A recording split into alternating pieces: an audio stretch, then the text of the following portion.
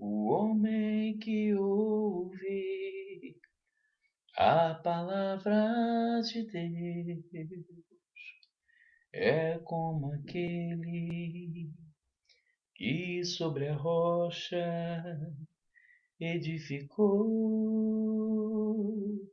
Caíram as chuvas e o rio transbordou.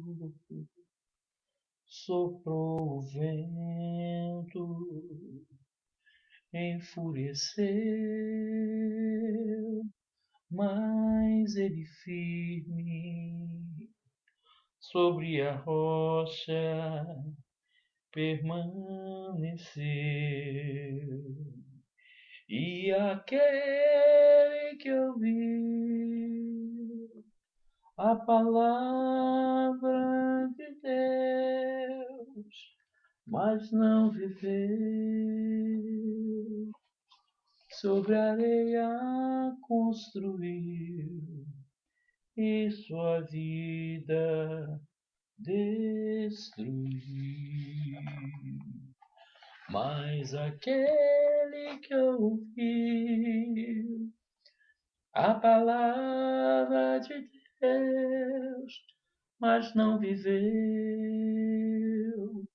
sobre a areia construiu e sua vida destruiu.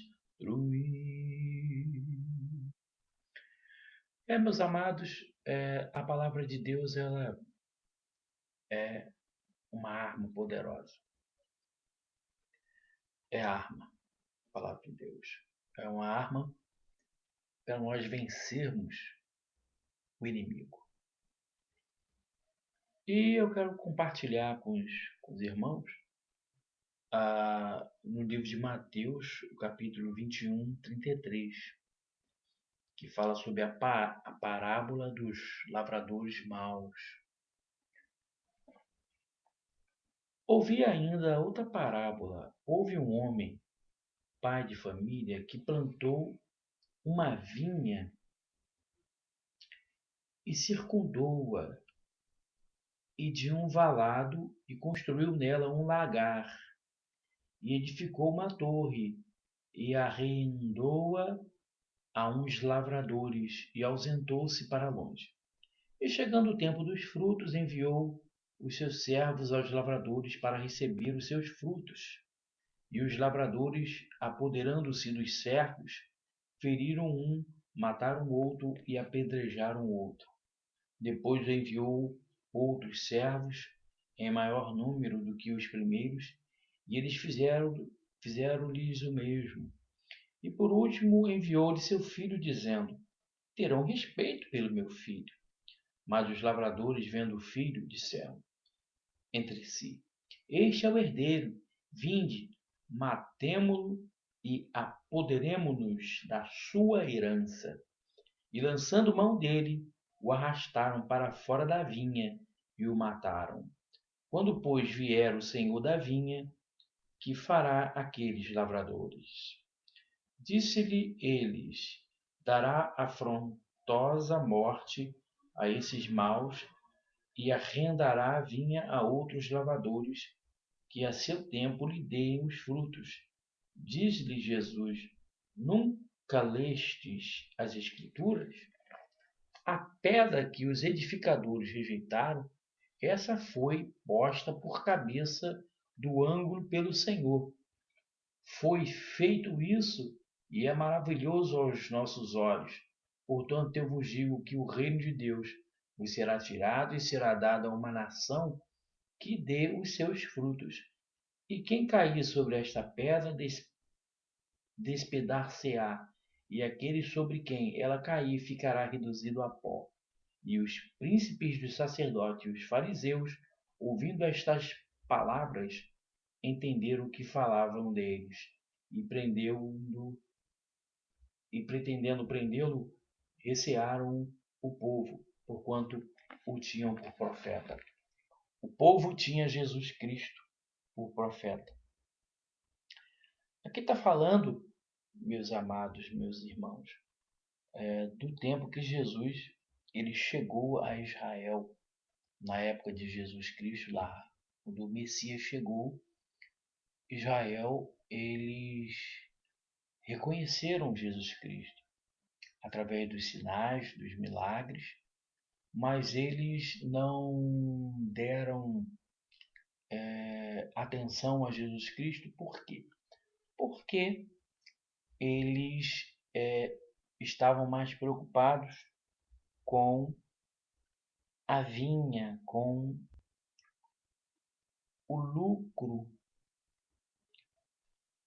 a, o lucro, com o dinheiro, com as ofertas, com os sacrifícios que o povo fazia no templo. E esses sacrifícios de dízimos, de ofertas, de matança de animais, etc., isso dava muito lucro para os fariseus, que eram o povo na época que eram os sacerdotes da época de Jesus.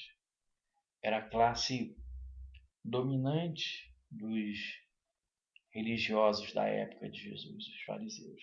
Então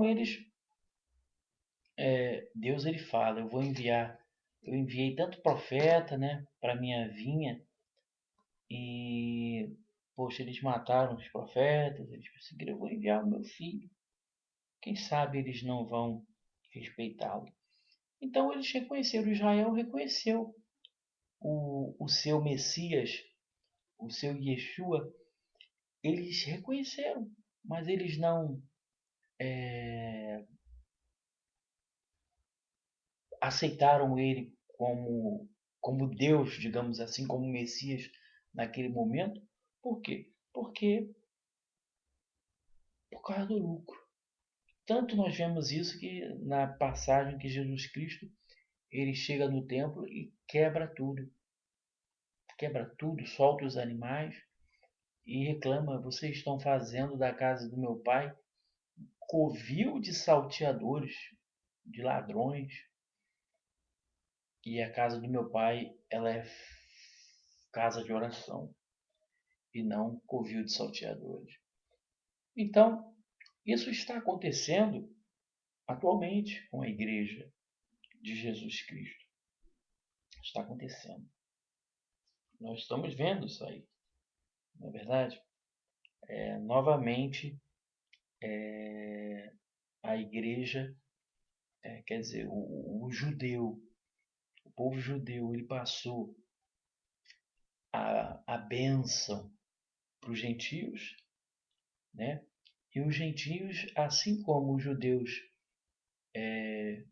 cresceram o olho, ficaram de olho gordo, ó, na lã das ovelhas, nas ofertas, nos dízimos, nos sacrifícios do povo,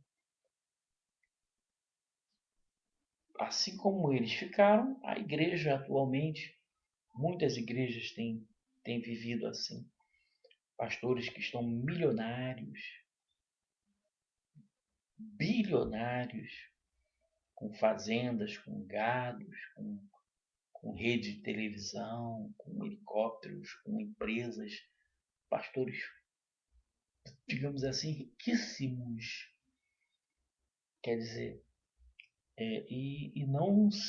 não se contenta. E a pessoa vai na igreja, ele manda dar o carro, manda dar a casa. Quantas pessoas nós conhecemos que passam necessidade por fazerem, por praticarem isso, essas, essas atitudes, né? Mas ai dos pastores. Deus ele tem a sua igreja como a sua noiva, a sua esposa. Ele quer pegar ela e ficar com ela, quer levar ela para ele. E sabe, o marido traído, o marido que só vive sendo traído, ele chega um momento em que ele comete um ato de loucura, ou ele rapta a sua esposa, sequestra, ou então se separa, porque não tem mais jeito. Então, é importante a igreja se aperceber disso.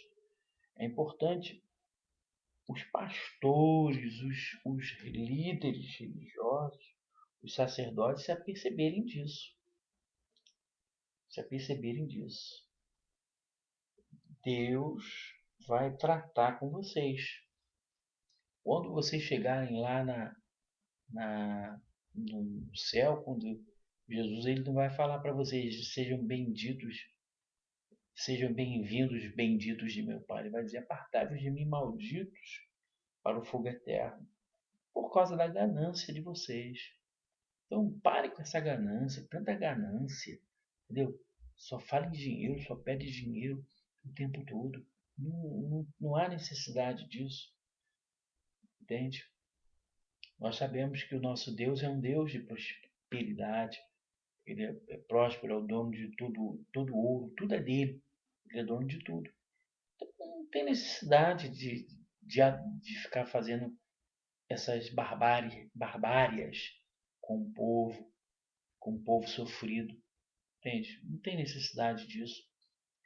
Então, assim como o marido traído, Deus ele está se sentindo traído pela igreja atualmente. A igreja tem vacilado muito nesse sentido, porque e assim como Israel perdeu a sua unção, perdeu o seu momento de reconhecer o Messias por causa da sua ganância, a igreja, muitos pastores vão perder a sua salvação.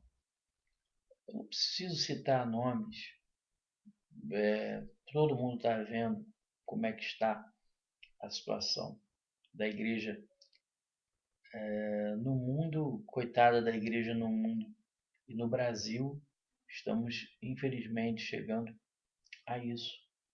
Entende? Então, a qualquer momento, Deus ele estará levando a sua igreja. Ninguém quer pregar mais sobre salvação, falar de salvação, falar do arrebatamento da igreja. Não, só estão preocupados em culto da vitória, em prosperidade, e isso não é bom. Pastores, se convertam, mudem as suas atitudes, mudem, parem com isso. Se preocupa, não tem necessidade de você se preocupar. Não tem necessidade nenhuma, entendeu? Tudo é de Deus, tudo é do Pai. Então não se preocupe com isso, entendeu? Ficar se enriquecendo, cheio de dinheiro, o que adianta? Podre de rico, mas no final vai pro inferno, porque, pô, eu ganhei 100 almas, mas mandou pro inferno 1 bilhão, vai ser pesado na balança. Você está mandando mais gente pro inferno do que pro céu. Vai ser pesado na balança.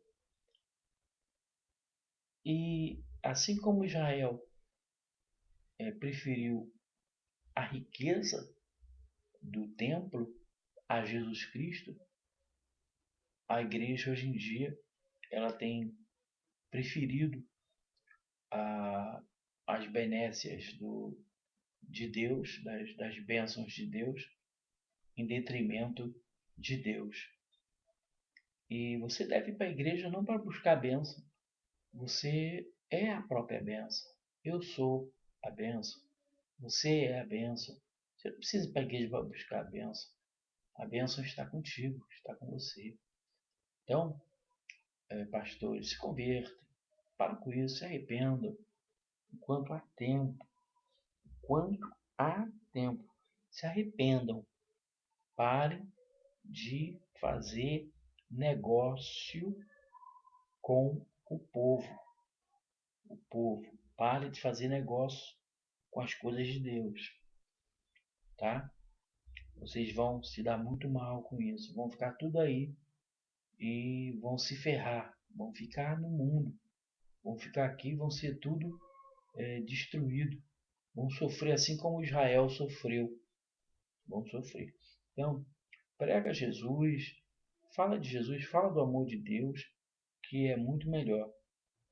Meu Deus, converte, meu Deus, o coração desse pastor.